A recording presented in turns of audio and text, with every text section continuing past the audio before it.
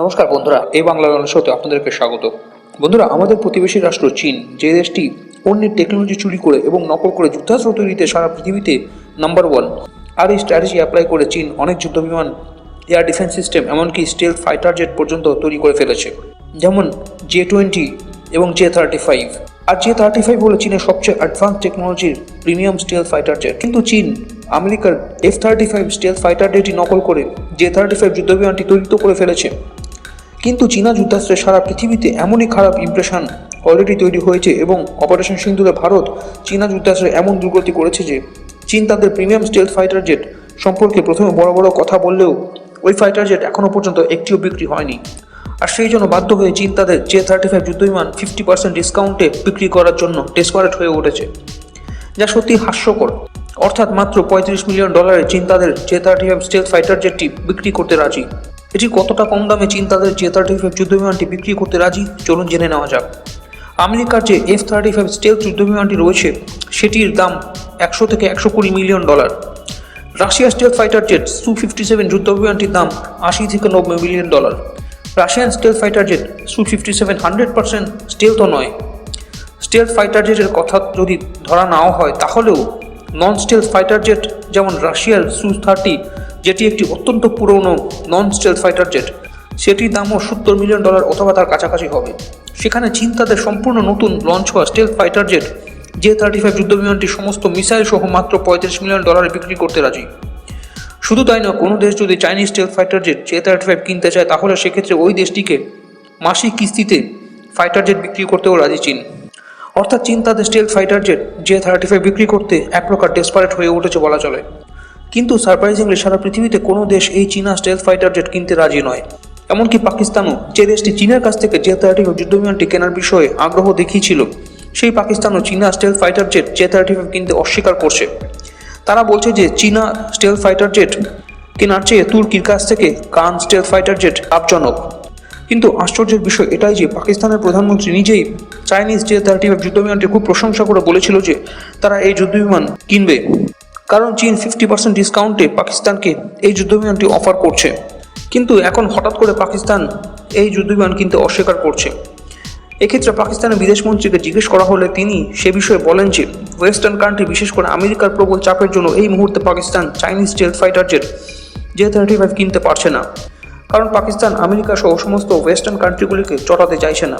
কিন্তু এক্ষেত্রে আসল সত্যটি হলো চীন যতই বলুক না কেন যে J-35 হলো তাদের একটি অত্যন্ত প্রিমিয়াম ক্যাটাগরির স্টেলথ ফাইটার জেট, কিন্তু চীনা বায়ুসেনা নিজেরাই চীনের এই প্রিমিয়াম স্টেলথ ফাইটার জেট একটিও এখনও পর্যন্ত অর্ডার দেয়নি।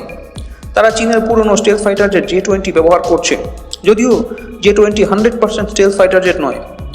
আর এতেই সারা পৃথিবীর কোনো দেশ ভয় পেয়ে 50% ডিসকাউন্টে দেওয়া সত্ত্বেও চীনের J-35 যুদ্ধবিমানটি কিনতে চাইছে না। এক্ষেত্রে পাকিস্তানের চীনা স্টেলথ ফাইটার জেট J-35 না কেনার পেছনে আরও একটি কারণ হলো স্টেলথ ফাইটার জেট অপারেট করার খরচা নন স্টেলথ ফাইটার জেটের চেয়ে অনেক গুণ বেশি। নন স্টেলথ ফাইটার জেট নিয়মিত মেনটেনেন্স করলেই হয়, কিন্তু স্টেলথ ফাইটার জেট নিয়মিত মেনটেনেন্সের পাশাপাশি প্রতিবার ওড়ানোর পর স্টেলথ কোটিং চেঞ্জ করতে হয়, যা বিপুল পরিমাণ ব্যয় সাপেক্ষ, যা পাকিস্তানের মতো ব্যাংক্রাফট কান্ট্রির পক্ষে অ্যাফোর্ড করা খুব মুশকিল। আর তার উপর চীনা stealth fighter jet J-35 stealth capability কতটুকু তা নিয়ে যথেষ্ট সন্দেহ আছে। অর্থাৎ চাইনিজ স্টেলথ ফাইটার জেট কাজ করবে নন স্টেলথ ফাইটার জেটের মতো, কিন্তু খরচা করতে হবে স্টেলথ ফাইটার জেটের মতো, আর এতেই পাকিস্তান ভয় পাচ্ছে। এছাড়াও চীনা যুদ্ধবিমান কতটা রিলায়েবল এবং বিল্ড কোয়ালিটি কীরকম তা পাকিস্তান খুব ভালো করে জানে, কারণ তারা সারা পৃথিবীর সামনে যতই চীনা যুদ্ধাস্ত্রের প্রশংসা করুক না কেন, তারা নিজেদেরকে কখনোই মিথ্যে বলতে পারবে না। কারণ অপারেশন সিন্দুরে ভারত পাকিস্তানের কাছে থাকা চীনা যুদ্ধাস্ত্রের কী ভয়ঙ্কর দুরবস্থা করেছে তা পাকিস্তান খুব ভালো করে জানে। আর চীনা যুদ্ধবিমান এতটা বাজে কোয়ালিটির যে পাকিস্তানের বায়ুসেনাতে 70% চীনা যুদ্ধবিমান গ্রাউন্ডেড হয়ে পড়ে রয়েছে, যা একেবারেই ব্যবহারের যোগ্য নয়। আর এইসব কারণে পাকিস্তানকে চীনা যুদ্ধাস্ত্রের কেনার আগে 100 বার ভাবতে বাধ্য করছে। আর অপারেশন সিন্দুরের পর থেকে চীনা যুদ্ধাস্ত্রের মার্কেট সারা পৃথিবীতে শেষ হয়ে গেছে। যে দেশগুলি চীনা যুদ্ধাস্ত্র কেনার কথা ভাবছিল সেই দেশগুলিও চীনা যুদ্ধাস্ত্র কেনার পরিকল্পনা পরিত্যাগ করছে। সেই জন্য চীন 50% ডিসকাউন্টে তাদের J-35 যুদ্ধবিমানটি অফার করলেও সারা পৃথিবীর কোনো দেশ এই যুদ্ধবিমান কিনতে চাইছে না।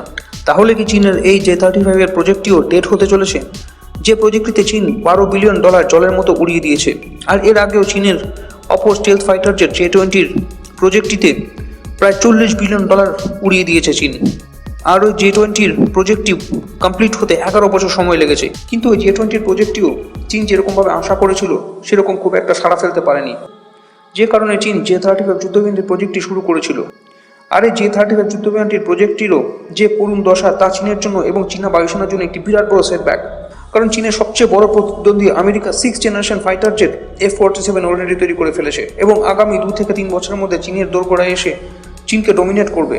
আর তখন চীনের কাছে এর কোনো জবাব থাকবে না, কারণ চীনের স্বপ্ন ছিল J-35 যুদ্ধবিমানটির সাহায্যে আমেরিকার বায়ুসেনার সঙ্গে পাঙ্গা নেবে এবং তাইওয়ানের ওপর হামলা চালিয়ে এই দেশটিকে দখল করে ফেলবে। কিন্তু চীনের সেই স্বপ্ন সত্যি হবে বলে মনে হয় না। আর চীনের J-35 এর প্রজেক্টটি ফেল হলে তা ভারতের কাছে একটি বিরাট বড় খুশির খবর, কারণ তাহলে ভারতের AMCA প্রজেক্টটি কমপ্লিট করার জন্য কয়েক বছর বেশি সময় পেয়ে যাবে। কিন্তু তাতেও কোনো গ্যারান্টি নেই, কারণ ভারতের একটি খুব বাজে হিস্ট্রি রয়েছে। পেছনে আগুন না লাগলে ভারতের ঘুম ভাঙে না। একথা আমি কেন বলছি?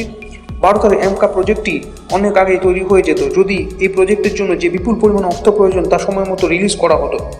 কিন্তু চীন যখন তাদের J-35 যুদ্ধবিমানটি প্রথম লঞ্চ করলো তখন ভারতের ঘুম ভাঙলো এবং তড়িঘড়ি AMCA প্রজেক্টের জন্য প্রয়োজনীয় অর্থ বরাদ্দ করা হলো এবং এই প্রজেক্টের জন্য স্টেলথ ইঞ্জিন তৈরি করার জন্য ফ্রেঞ্চ কোম্পানি স্যাফরানের সাথে ডিল করা হলো।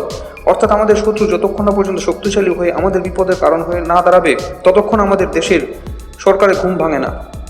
আজকে AMCA প্রজেক্টের জন্য যদি সময় মতো ফান্ডিং করা হতো তাহলে হয়তো AMCA যুদ্ধবিমান তৈরি হয়ে আমাদের সেনাবাহিনীর হাতে চলে আসতো এবং আমাদের চিরশত্রু চীন এবং পাকিস্তানকে ডমিনেট করতো।